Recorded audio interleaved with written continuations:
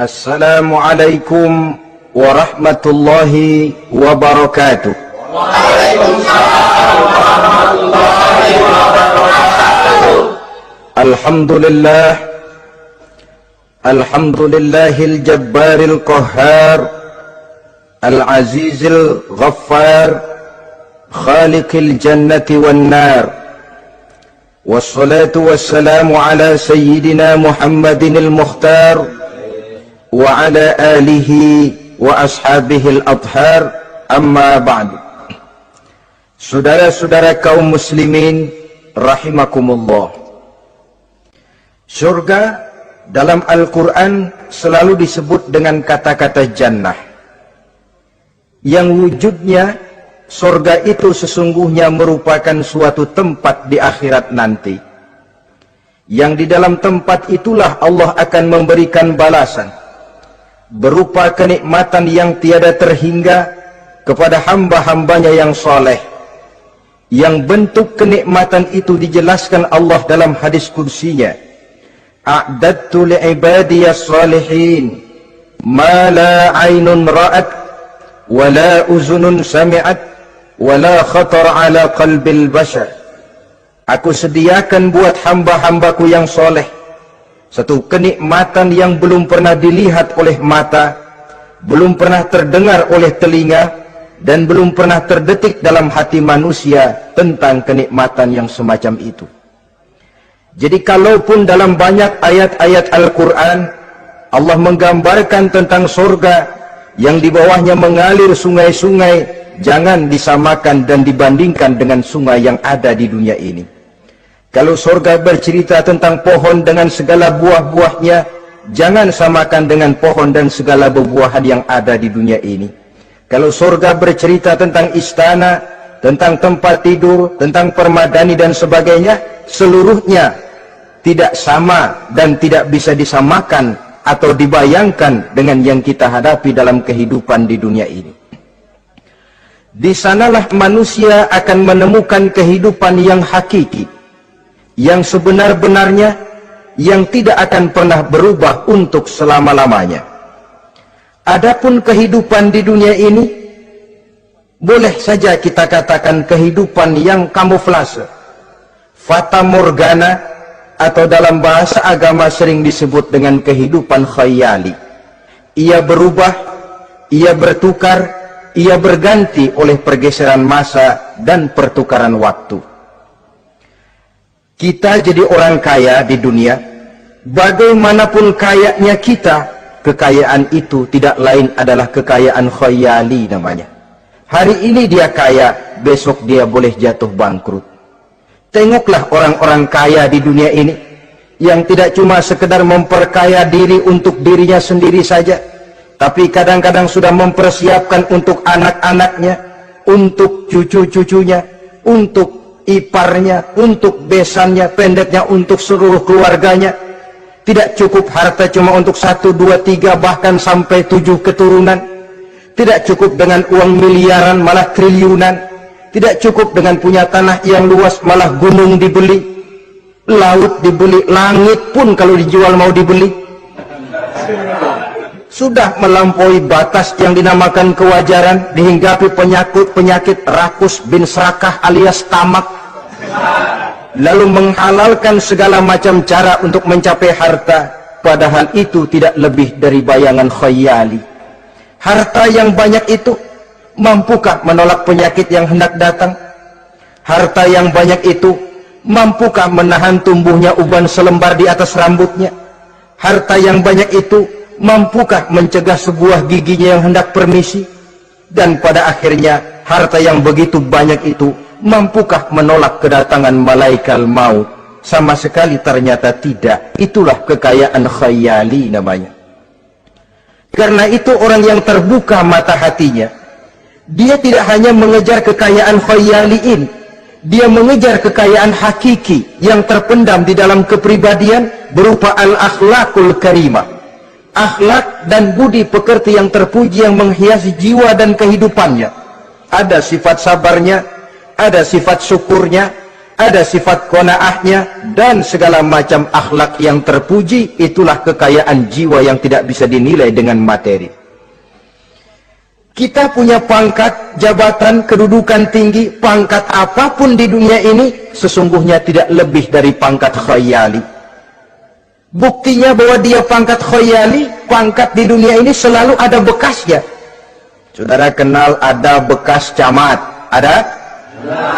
Ada bekas lurah, ada bekas gubernur, ada bekas menteri, ada bekas presiden.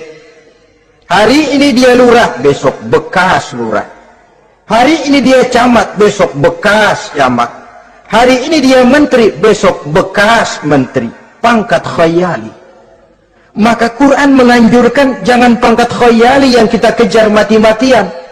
Sampai menggunakan sistem jilat atas, injak bawah, sikut kiri kanan, yang penting dapat kedudukan. Padahal itu tidak lebih daripada pangkat khayali. Quran menganjurkan carilah pangkat hakiki. Kedudukan di sisi Allah, maqam di sisi Allah, itulah pangkat yang sebenarnya.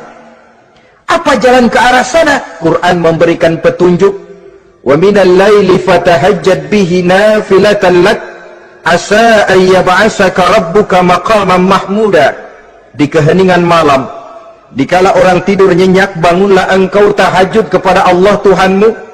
Pasti kalau itu kau laksanakan, Allah akan menempatkan engkau di satu tempat yang terpuji, mendapat pangkat yang hakiki dan bukan sekedar pangkat khayali. Kita berusia muda, muda kita ini pun muda khayali. Berapa lama kita muda? Hari berubah jadi minggu, minggu bertukar menjadi bulan, bulan pergi datanglah tahun. Pergeseran masa dan pertukaran waktu membuat kita jadi berubah. Kulit yang tadinya kencang jadi lentur dan keriput. Segalanya berubah. Oleh karenanya, pada kehidupan di surga nanti, orang akan menemukan kehidupan yang hakiki, yang tidak akan pernah berubah untuk selama-lamanya. Nah, kita akan mulai dengan menjelaskan bagaimana sebenarnya keadaan surga itu. Pertama, luasnya. Berapa sih luasnya surga? Dengan logika, sekarang ini dunia dihadapi dengan kekhawatiran terhadap peledakan penduduk yang nyaris tidak terkendali. 5 miliar lebih jumlah manusia yang nongkrong di permukaan bumi. Tapi sesungguhnya planet bumi yang kita tinggali ini cuma satu planet kecil dari 9 buah planet yang berada dalam sistem tata surya matahari yang lazimnya kita namakan galaksi. Selain tata surya matahari yang namanya galaksi itu, masih terdapat lagi galaksi-galaksi lain yang dengan sendirinya juga dikitari oleh planet-planet lain. Dan bumi kita yang kita tinggali ini, yang dihuni oleh tidak kurang 5 miliar manusia, hakikatnya cuma setitik debu di tengah angkasa alam yang luas ini. Oleh karenanya, di dalam surah Ali Imran ayat 173, ayat 133, Allah Subhanahu wa ta'ala menjelaskan, wasari'u ila maghfiratin min rabbikum wa jannatin arduha as-samawati wal ardu u'iddat lil muttaqin. Bersegeralah kamu menuju ampunan Allah dan surga yang luasnya seluas langit dan bumi. Seluas langit dan bumi. Sedangkan langit oleh mata telanjang ini kan tidak pernah kelihatan. Yang nampak oleh kita biru di atas itu cuma batas titik pandangan manusia yang terjauh. Dan konon itu adalah refleksi sinar matahari yang menyentuh air laut, melahirkan warna biru. Sedangkan hakikat langit itu sendiri sampai hari ini belum terjangkau oleh kemajuan ilmu pengetahuan. Sejauh-jauhnya manusia pergi baru ke bulan. Mungkin dalam beberapa tahun mendatang dia akan pergi ke planet-planet Mars dan planet-planet lainnya. Tapi itu masih terbatas dalam sistem tata surya matahari atau galaksi kita ini. Belum lagi sampai kepada langit yang pertama. Surga yang disediakan untuk orang-orang saleh ini luasnya seluas 7 lapis langit dan bumi. Jadi saudara tidak usah berpikir khawatir di surga nanti kehabisan kapling. Di dunia ini saja masalah tempat tinggal sekarang ini jadi masalah pelik, karena memang peledakan penduduk seiring dengan perkembangan tentang lapangan kerja yang harus disiapkan, sekolah yang mesti disediakan, sarana pendidikan yang harus disiapkan, rumah sakit untuk menjaga kesehatan, dan kompleks betul masalahnya. Tetapi di surga nanti arduhas samawati wal ard, luasnya seluas 7 lapis langit dan bumi. Satu keluasan yang hanya Allah saja yang maha tahu tentang batas-batasnya. Itu tentang luasnya surga. Lalu bagaimana keadaan di surga? Apakah ada bangunan-bangunan, taman-taman, kebun-kebun? Tentu ada. Di surga ada kebun yang tanamannya berupa tumbuh-tumbuhan dan menghasilkan buah-buahan, yang buah-buahannya pun boleh dimakan oleh manusia, karena tidak akan pernah ada larangan lagi dalam kehidupan di sana. Dalam surah Ar-Rahman ayat 54 misalnya, kita dapati penjelasan dari Allah Subhanahu wa taala, wajanal jannataini dan. Begitu juga dalam surah Waqiah ayat 32 dan 33, Allah menjelaskan wa fakihatin kasiratin la maqtu'atin wa la mamnu'ah, dan di dalam surga itu terdapat buah-buahan yang sangat banyak sekali yang tidak pernah putus-putusnya, wala mamnu'ah, dan tidak dilarang untuk mengambilnya. Yang dimaksud la maqtu'ah, tidak terputus, artinya buah-buahan di surga itu begitu kita petik keluar lagi gantinya, dipetik lagi keluar lagi gantinya, la maqtu'ah, tidak pernah putus. Lainkan pohon di dunia ini hari kita petik keluar lagi kapan? Musim tahun depan, nungguin kita. La maqtu'ah, tidak pernah terputus buah-buahan itu, wala mamnu'ah, dan tidak terlarang untuk memetiknya. Adakah pohon pisang? Pohon pisang ada. Anggur banyak. Delima pun ada. Tetapi sekali lagi, bagaimanapun hakikat buah di surga cuma sama dalam nama, tapi lain dalam wujudnya. Nanti saudara pikir, di surga pisang, di sini juga banyak kalau cuma pisang mah. Di surga anggur, di pasar banyak anggur. Ini cuma nama yang sama, hakikatnya tentu berbeda. So kalau hakikatnya juga sama, ya nggak usah sampai ke akhirat, di sini pun cukup. Adanya nama-nama ini cuma untuk memberikan gambaran tentang buah-buah yang ranum, yang nikmat, yang lezat, dan yang digemari oleh manusia. Dan jangan heran kalau di dunia ini biasanya pohon itu akarnya di bawah, buahnya yang di atas. Maka di surga nanti terbalik pohon itu, akarnya yang di atas, buahnya yang ke bawah, sehingga orang nggak perlu tangga dan ngambil buah, tinggal metik saja, nggak perlu naik, nggak perlu manjat, nggak perlu bersusah payah. Saudara-saudara kaum muslimin rahimakumullah. Kemudian bangunannya bagaimana? Surga itu pun bertingkat. Di dalam Al-Furqan ayat 10, Allah Subhanahu wa ta'ala menjelaskan, Tabarakallazi in sya'a ja'ala laka khairan min dzalik jannatun tajri min tahtihal anhar wa yaj'al laka qusura.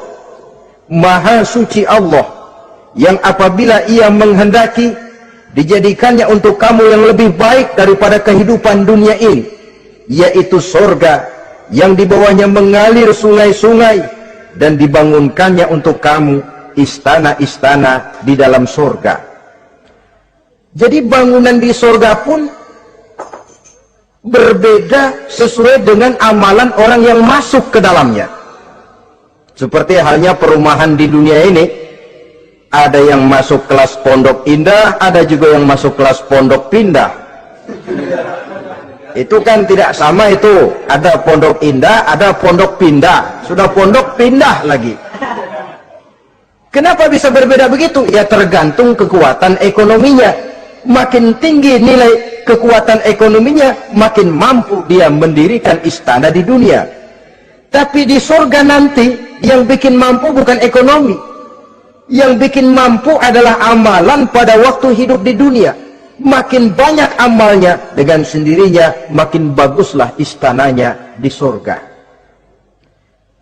Tetapi yang namanya surga, dapat empernya juga sudah lumayan betul itu. Seemper-empernya surga masih jauh lebih baik daripada sebagus-bagus istana di dunia ini. Taj Mahal, bangunan yang mengagumkan. Istana Raja Persia, bangunan yang menggiurkan. Sehebat-hebatnya istana dunia, masih jauh lebih mending empernya surga. Konon ya, menurut satu riwayat, baunya surga itu sudah bisa dicium 40 tahun perjalanan. Menurut riwayat lain 500 tahun perjalanan. Menurut riwayat satu lagi 70 tahun perjalanan. Baunya surga sudah dapat dicium oleh manusia. Saudara-saudara kaum muslimin rahimakumullah. Nah, di dalam bangunan-bangunan surga itu, seperti halnya terdapatlah kamar-kamar ghuraf dalam istilah Quran itu, yang juga berisi divan, ranjang, tempat-tempat tidur yang indah-indah, dilengkapi dengan kasur-kasur yang tebal dan empuk, bantal dan permadani yang daripadanya bertahtakan emas. Terulah tempat tidur paling menggiurkan kita zaman sekarang ini yang namanya Dunlop pillow atau Alga spring bed. Sejauh itu bayangan kita menggambarkan masih belum apa-apanya ketimbang tempat tidur yang ada di surga itu nanti. Saudara-saudara kaum muslimin, apakah juga penduduk surga makan, minum, memakai pakaian? Iya.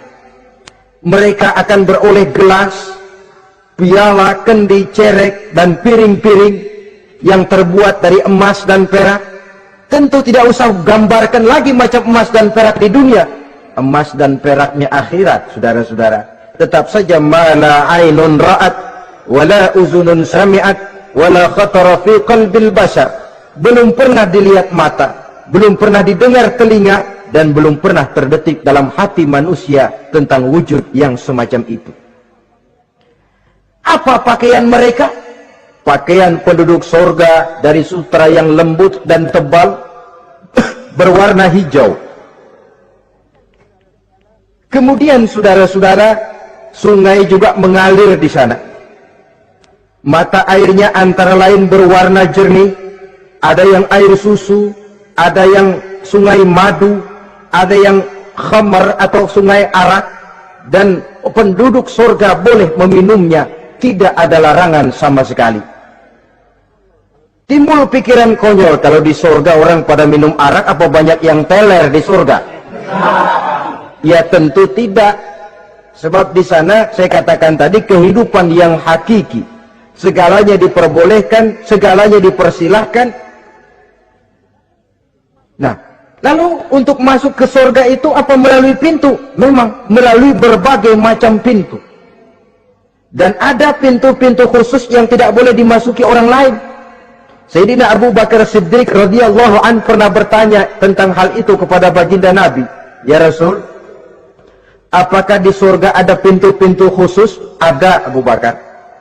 Ada di dalam surga itu pintu yang namanya Rayyan. Tidak boleh masuk ke pintu itu melainkan orang-orang yang puasa.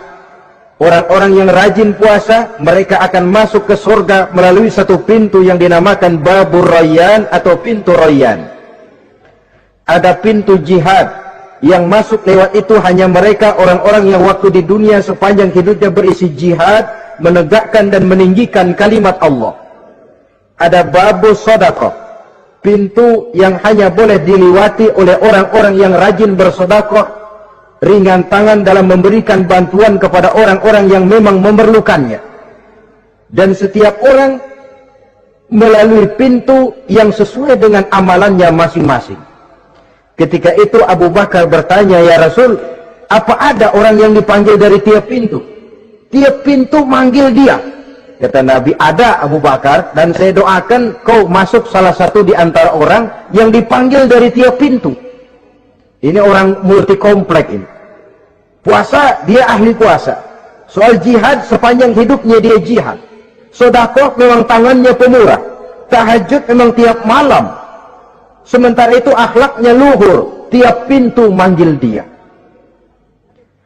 Dalam hadis ada juga perempuan yang bernasib baik, dijelaskan oleh Nabi, "Iza shallatil mar'atu khamsaha wa shamat shahraha wa hafizat farjaha wa ata'at zawjaha qila laha udkhuli min ayyi abwabil jannati syi'ti." Apabila seorang perempuan dia kerjakan solat yang 5 waktu, dia puasa di bulan Ramadan, dia jaga kehormatan dirinya, kemudian dia taat kepada suaminya, di akhirat nanti dikatakan kepada perempuan tadi, "Wahai perempuan, udkhuli min ayyi abwabil jannati syi'ti." Masuklah kamu ke dalam surga dari pintu mana saja yang kamu mau. Disuruh pilih, saudara-saudara. Nah, kalau kita waktu di dunia ini tidak ada keistimewaan amal, bingung mau masuk pintu mana. Ramadan puasanya kayak gendang. Depan doang sama belakang, penutupan sama pembukaan, peserta kehormatan. Tengah-tengahnya kosong. Nanti mau masuk pintu royan, ditanya, ini pintunya orang yang puasa. Kamu puasa Ramadan? Puasa juga sih. Puasa juga sih bagaimana? Iya, pembukaan sama penutupan. Tengahnya kosong, nggak bisa lewat pintu sini, cari pintu lain saja. Mau masuk kita lewat pintu jihad, ditanya lagi, kamu lewat sini apa merasa pernah berjuang membela agama waktu di dunia? Mau lewat pintu sholat, apa kau termasuk orang yang konsekuen menjaga sholat? Bersyukurlah kita kalau tiap pintu memanggil. Kalau tidak, adalah salah satu amal kita yang menunjukkan keistimewaan kita. Karena itu beramal nggak perlu banyak, yang penting rutinnya, istiqomahnya. Ahabbul a'mali indallah adwamuha wa in qalla. Amalan yang paling dicintai Allah yang dikerjakan secara tuntas walaupun tidak banyak. Saudara baca ayat Quran nggak banyak, satu malam cuma 3 ayat, tapi rutin tiap malam 3 ayat, tiap malam 3 ayat. Itu lebih dicintai Allah daripada sekali ngaji 1 juz, terus 3 bulan nggak ngaji-ngaji.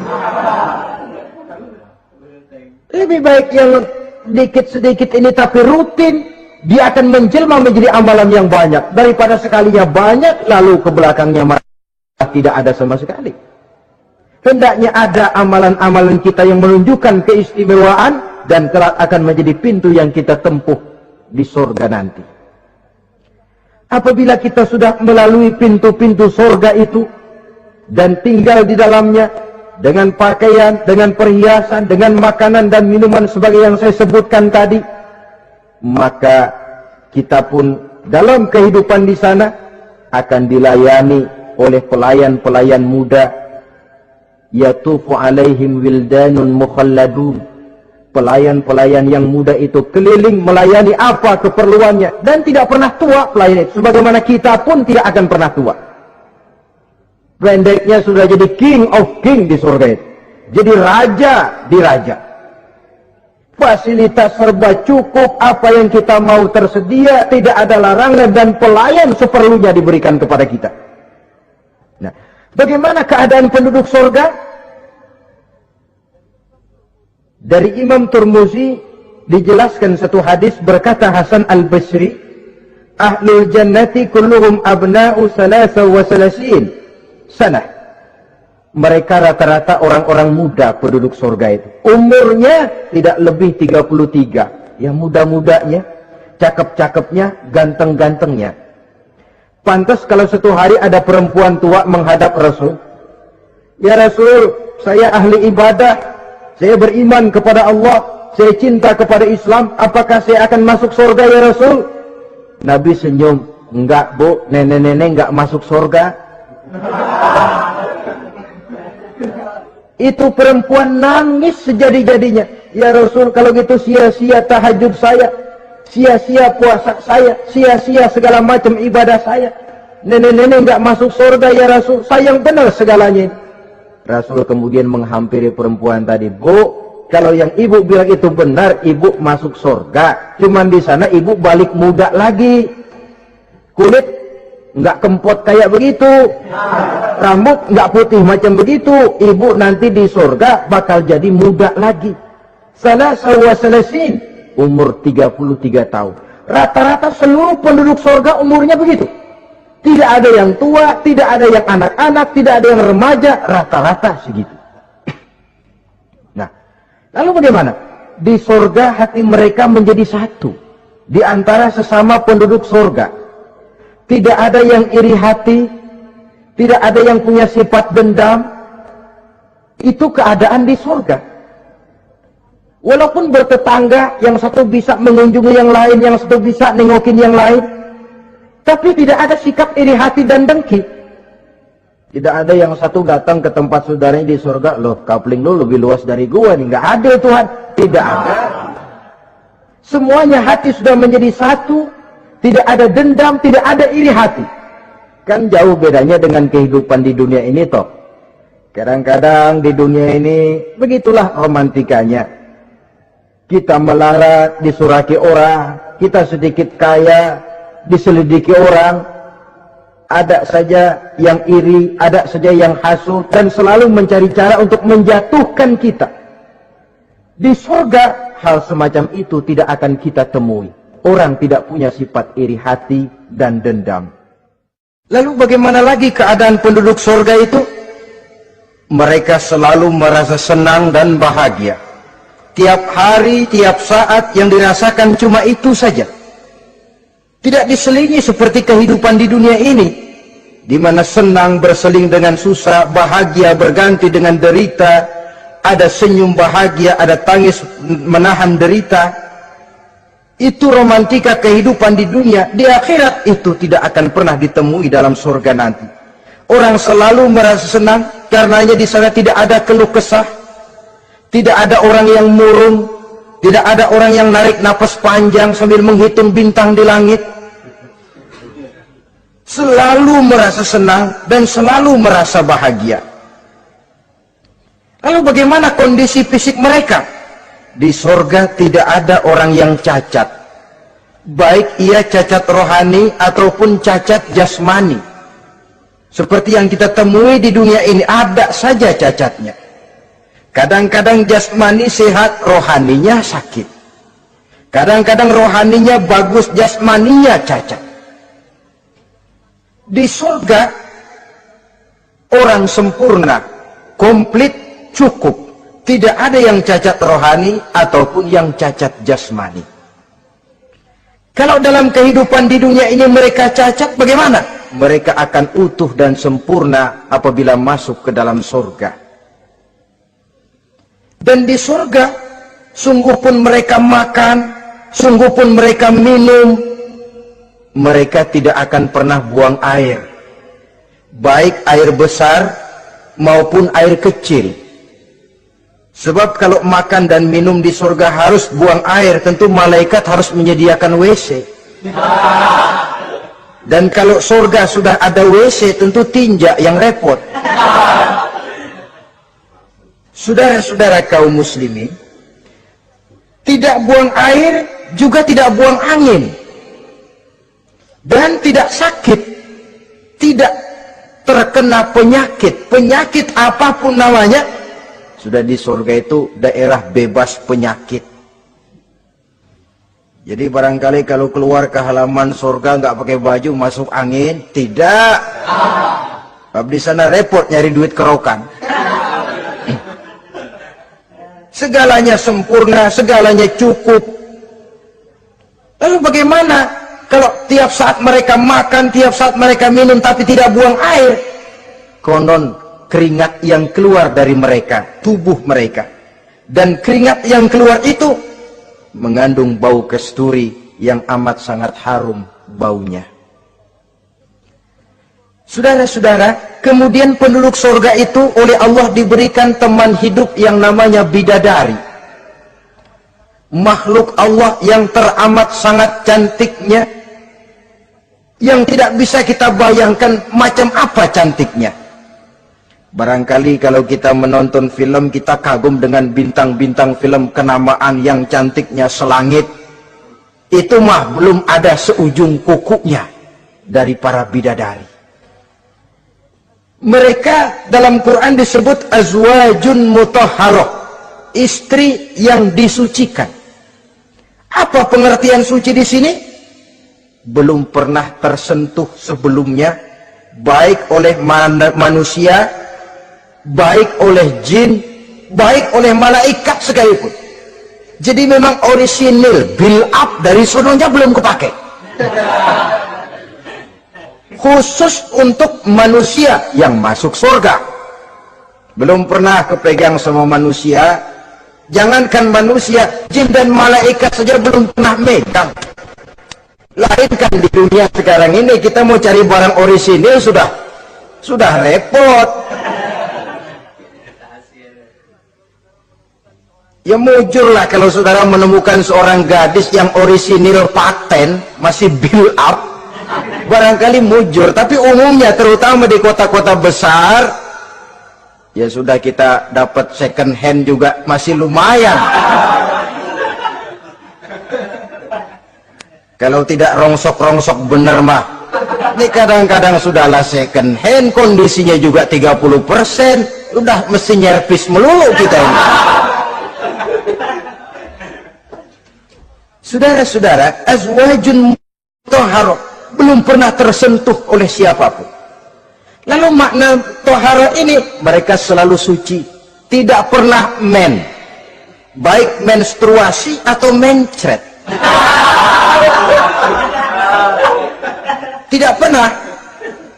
Dan kalau perempuan kita, istri-istri kita di dunia ini kan 1 minggu dalam sebulan terkena dapat fasilitas dia untuk tidak sholat, untuk tidak ibadah, masa haid itu. Perempuan di surga yang namanya bidadari tidak akan pernah mengalami haid. Lalu apalagi keistimewaannya? Selalu perawan. Tidak pernah janda. Walaupun tiap hari dipakai, habis dipakai perawan lagi. Saudara-saudara yang saya hormati, itu diperuntukkan untuk penduduk-penduduk surga. Nah itu laki-laki itu. Iya, kalau perempuan bagaimana? Satu riwayat menjelaskan mereka akan menjadi ratu di surga dengan segala kenikmatan yang juga tidak pernah mereka bayangkan sebelumnya. Riwayat lain menjelaskan bahwa mereka juga akan berkumpul dengan suami, istri, dan anak-anaknya jikalau mereka memang orang-orang soleh.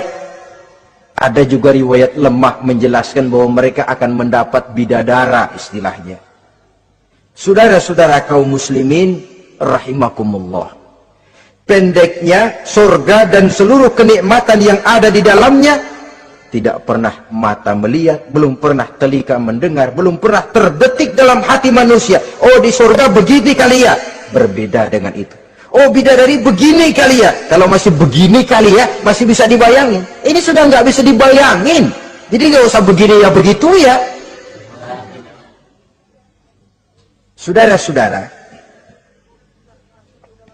apabila orang sudah masuk ke dalam surga, bertemu dengan sesama teman waktu di dunia, surah At-Tur menjelaskan ayat 25-26, wa aqbala ba'duhum ala ba'di yatasaalun qalu inna kunna qablu fi ahlina musfikin famanna Allahu alaina wa waqana azabas samum. Apabila mereka telah masuk ke dalam surga, sebagian yang lain berkunjung kepada sebagian yang lain. Cara kita belah sono, ini teman kita dulu waktu di dunia, yuk samperin yuk. Ba'duhum ala ba'di yatasaalun, saling tanya menanya. Kalau istilah kita, sampai juga kemari? Iya. Oh, saya waktu di dunia dulu sebenarnya sudah khawatir, takut mendapat azabnya Allah. Tapi Allah memberikan karunia kepada saya diselamatkan dari azab. dari mara bahaya neraka, sampailah saya ke dalam surga ini. Alhamdulillah. Bagaimana kabarnya ente? Alhamdulillah saya juga sampai ke surga ini. Si fulan bagaimana? Nyangkut kali dia mah di neraka. Yatasa'alu, saling tanya menanya hal ihwal dan keadaan mereka. Tapi satu hal yang jelas saudara-saudara, di surga nanti itu tidak ada perkataan yang sia-sia, tidak ada ucapan kotor, tidak ada omongan keji, dan tidak ada omongan kosong.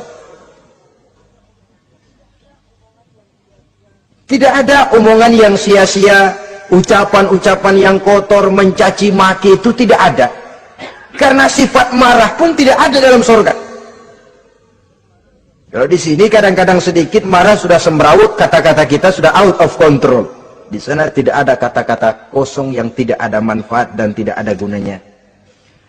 Saudara-saudara kaum muslimin rahimakumullah. Kemudian yang terakhir, kita akan membicarakan apa saja nama-nama surga itu dan siapa calon orang-orang yang masuk ke dalamnya.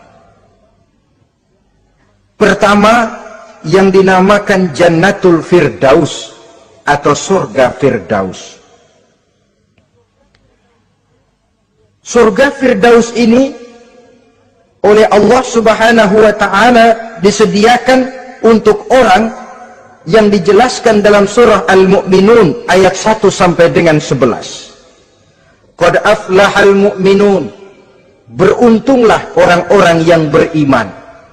Jadi kalau saudara ingin dapat kapling di tempat yang namanya Firdaus, itu boleh pesan mulai sekarang.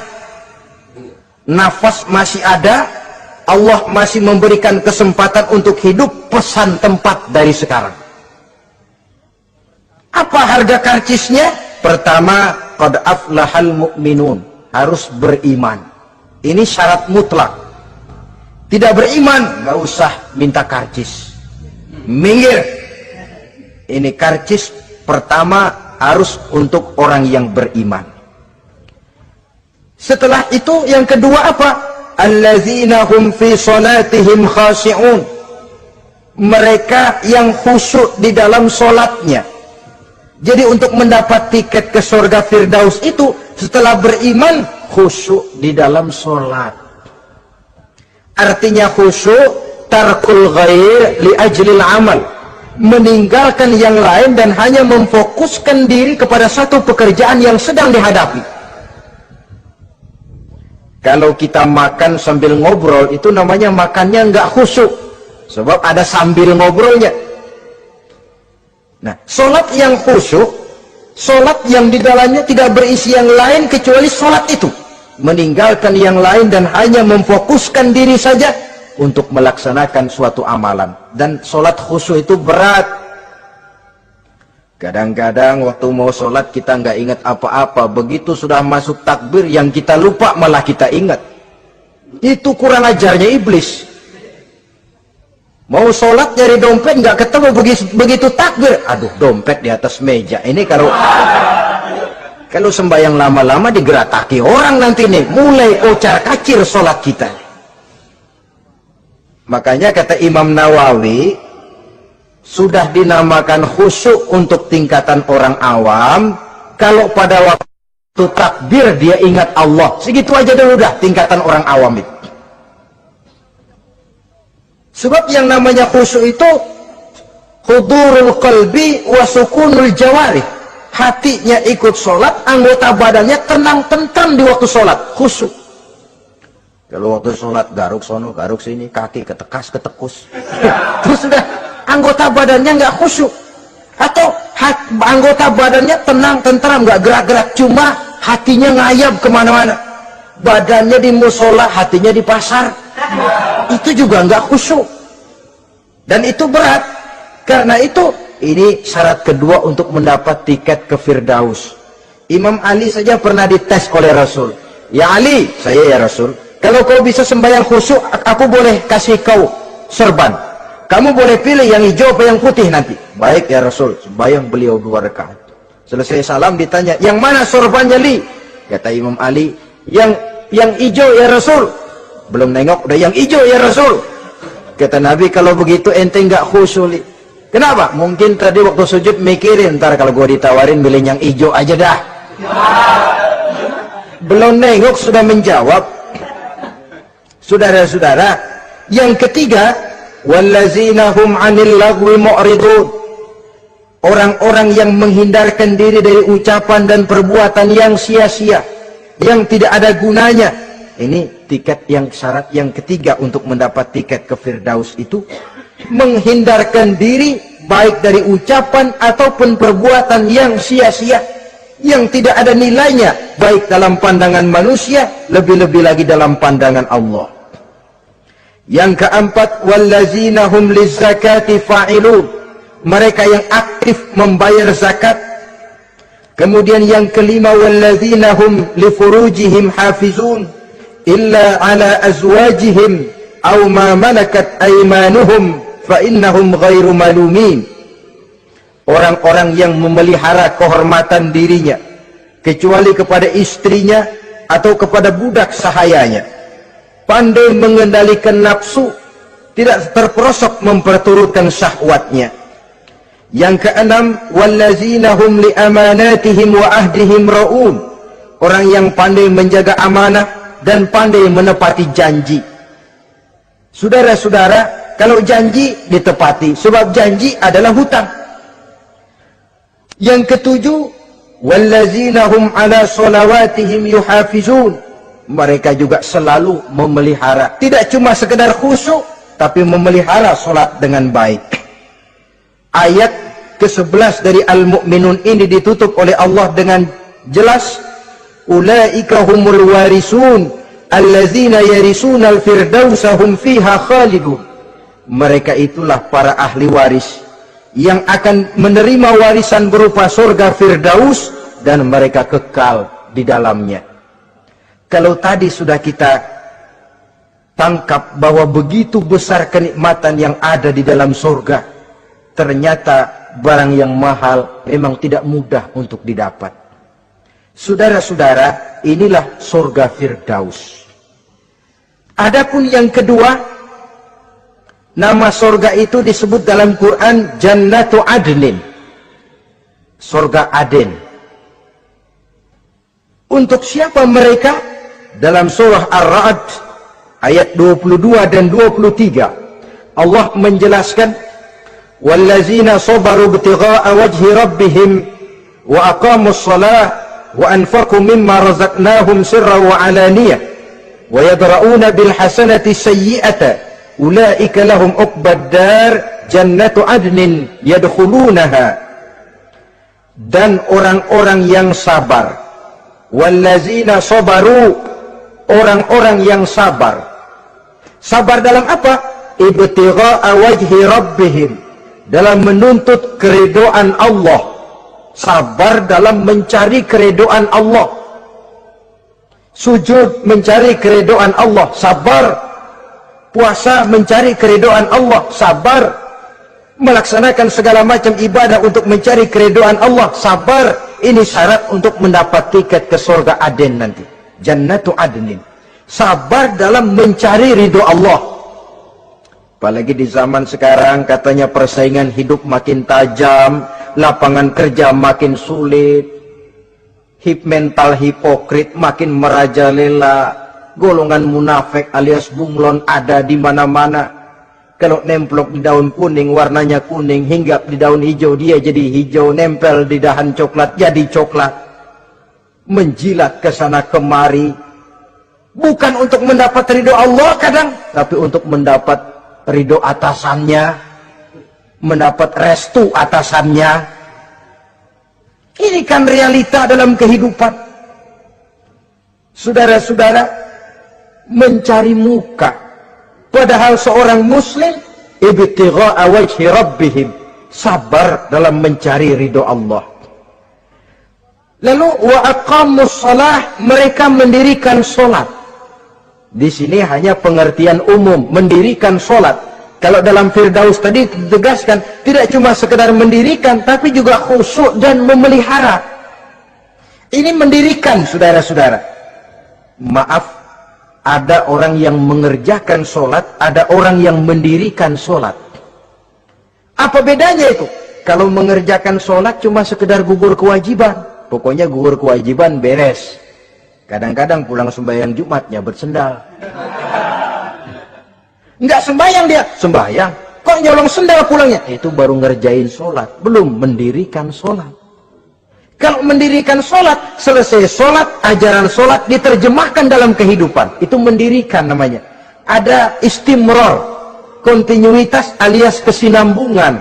Selesai sholat, akhlak sholat, ajaran sholat diterjemahkan di luar sholat. Itu makna aqamus sholat. Apalagi syarat yang ketiga untuk mendapat tiket ke surga Aden ini? Wa anfaqu mimma razaqnahum sirran wa alaniyah. Menginfakkan, membelanjakan di jalan Allah rezeki yang diberikan kepada mereka, baik terang-terangan maupun sembunyi-sembunyi. Maka sedekah itu terang-terangan baik, sembunyi-sembunyi juga baik kalau niatnya ikhlas karena Allah. Terang-terangan baik, kenapa? Untuk merangsang orang lain supaya berbuat seperti kita. Bukan untuk dipuji, bukan untuk mendapat ria.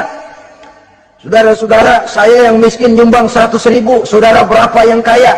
Ini boleh untuk merangsang orang lain. Tapi kalau untuk ria, itu tentu dilarang oleh agama. Terang-terangan boleh, sembunyi juga boleh, bahkan itu yang dianjurkan oleh Nabi. Tangan kiri tidak tahu apa yang diberikan oleh tangan kanannya. Saudara-saudara, lalu yang keempat, wa yadra'una bil hasanati sayyi'ata. Mereka menolak kejahatan dengan kebaikan. Dia hanya tidak berteriak-teriak tentang kemiskinan, tapi melakukan usaha bagaimana mengatasi kemiskinan. Dia tidak hanya berteriak dengan mengemukakan berbagai macam kemunkaran, tapi mengimbanginya dengan menanamkan segala macam kebajikan. Seperti sekarang ini tuh.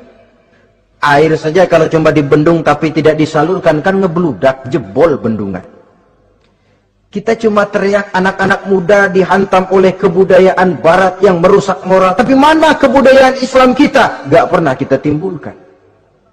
Musuh kita adalah kemiskinan dan kebodohan, jelas. Tapi apa langkah ekonomi yang kita lakukan untuk mengatasi kemiskinan? Dan bagaimana upaya kita meningkatkan mutu pendidikan? Kadang-kadang yang mutunya baik, mahalnya nggak kejangkau oleh lapisan rakyat yang di bawah, menengah ke bawah ini. Itu yang jadi problem.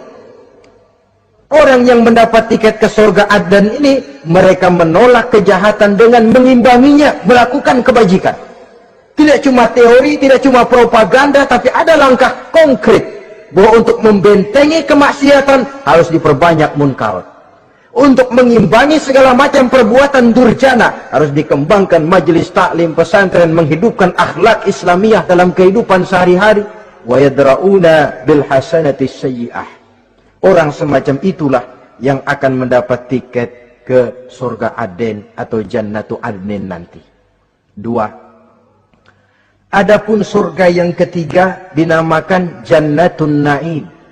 Surga Naim. Naim mengandung arti penuh kenikmatan. Tiketnya sederhana saja. Al-Qalam ayat 34. Inna lil muttaqina inda rabbihim jannatu na'im. Sesungguhnya bagi orang-orang yang bertakwa kepada Allah, mereka akan mendapat balasan berupa jannatun na'im, surga Naim namanya. Jadi tidak banyak untuk mendapatkan surga Naim ini, cuma takwa. Cuman takwa yang jadi banyak. Apa itu takwa? Sekarang ini kan takwa jadi lalap. Dan orang sering menggunakan istilah agama di zaman sekarang ini untuk maksud yang tidak sama dengan maksud agama. Padahal takwa ini jelas, sebelum Islam datang ke Indonesia, kita orang Indonesia tidak kenal kata-kata takwa. Maka kalau harus menggunakan kata takwa, pengertiannya harus dikembalikan kepada pengertian Islam. Ini sih enggak. Orang yang mana aja kalau dilantik bertakwa kepada Tuhan yang Maha Esa, bertakwa. Sampai membleh ke bibir, bertakwa. Tapi kalau sudah megang jabatan, kadang-kadang takwa ngalor dia ngidul. Tidak relevan lagi. Lalu apa sih yang namanya takwa itu? Sederhana saja. Imtisalul awamir wajtinabun nawahi, itulah takwa. Melaksanakan segala yang diperintah, menjauhi yang dilarang, itu takwa. Menjalankan perintah dengan meninggalkan larangan, apa bedanya? Kalau melaksanakan perintah boleh sesuai dengan kemampuan, tapi menjauhi larangan mutlak. Laksanakan perintah Allah sesuai dengan kemampuanmu, tapi tinggalkan larangan Allah mutlak. Mampu tidak mampu, tinggalkan. Enak kalau ada perintah, jauhi larangan Allah semampu kamu. Ya enak, tinggal kita milih. Saya belum mampu ninggal teler itu, lezat itu, belum mampu. Yang boleh semampu kita melaksanakan perintah. Sholat semampu kita, asal jangan mampu lalu pura-pura tidak mampu. Puasa semampu kita, jihad semampu kita. Tapi kalau sudah meninggalkan larangan mutlak, mampu tidak mampu harus ditinggalkan. Jadi kelihatannya sederhana takwa ini, tapi masalahnya rumit. Melaksanakan yang diperintah, menjauhi yang dilarang, dan itu tiket untuk mendapatkan surga naim atau jannatun naim. Yang keempat, saudara-saudara, di antara nama surga itu ada yang disebut surga ma'wa atau jannatul ma'wa. Apa tiket untuk sampai ke sana? Surah An-Nazi'at ayat 40 dan 41. Wa amma man khafa maqama rabbih wa nahan nafsa 'anil hawa fa innal jannata hiyal ma'wa. Sesungguhnya orang-orang yang takut kepada larangan Tuhannya, wa nahan nafsa 'anil hawa, dan sanggup mengendalikan nafsu, sanggup mengendalikan diri dari memperturutkan hawa nafsu, fa innal jannata hiyal ma'wa, surga ma'walah tempat tinggalnya nanti. Jadi tiket ke jannatul ma'wa ini, pertama khafa maqama rabbih, takut kepada batas-batas yang telah ditentukan oleh Tuhannya. Ini batasnya, kamu jangan nyebrang ke sini. Ini batas yang halal, ini yang haram, ini yang hak, ini yang batil, ini yang ma'ruf, ini yang munkar. Orang yang ingin mendapat tiket ke ma'wa, dia takut batas-batas itu. Lalu sanggup mengendalikan diri, tidak sampai memperturutkan hawa nafsunya. Itu tiket ke surga ma'wa.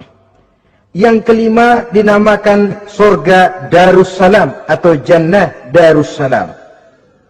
Dijelaskan dalam Al-An'am ayat 126 dan 127. Wa hadza siratu rabbika mustaqima wa qad fassalna al-ayati liqaumin yatadhakkarun lahum darussalam inda rabbihim wa huwa waliyuhum bima kanu ya'malun. Inilah jalan Tuhanmu yang lurus. Telah kami pisahkan ayat-ayat kami bagi kaum yang mau berfikir. Jadi kelihatan di sini untuk mendapat tiket ke Darussalam, istiqamah mengikuti jalan lurus, istiqamah berpegang kepada Islam, dan pandai membedakan apa yang memang oleh Allah sudah dibedakan, antara yang hak dan batil, antara yang benar dan salah, dan selalu ingat kepada ayat-ayat Allah. Itu surga Darussalam. Yang keenam dinamakan Darul Muqamah. Siapa penghuninya? Surah Fatir ayat 34-35. Wa qalu alhamdulillahillazi azhaba 'anna al-hazan inna rabbana laghafurun syakur allazi ahallana darul muqamah min fadlihi la yamassuna fiha nasabun wa la yamassuna fiha lughub. Yaitu orang-orang yang senantiasa bertahmid, memuji kebesaran Allah subhanahu wa ta'ala. Mereka akan mendapatkan Darul Muqamah. Yang ketujuh dinamakan surga Maqamul Amin. Ini pun disediakan untuk orang yang bertakwa, seperti dalam Ad-Dukhan ayat 51, innal muttaqina fi maqamin amin. Dan yang terakhir, yang kedelapan adalah surga khuldi atau jannatul khuldi. Dalam surah Al-Furqan ayat 15 dijelaskan, qul adzalika khairun am jannatul khuldi allati wa'idal muttaqun kanat lahum jazaan wa masira. Saudara-saudara kaum muslimin rahimakumullah, oleh terbatasnya waktu, inilah sekelumit tentang surga dan calon-calon penghuninya. Mudah-mudahan dijadikan kita oleh Allah termasuk salah seorang di antara calon-calon yang kelak akan menjadi penghuni surga, mendapat kenikmatan yang kekal dan abadi di dalamnya. Amin ya rabbal alamin.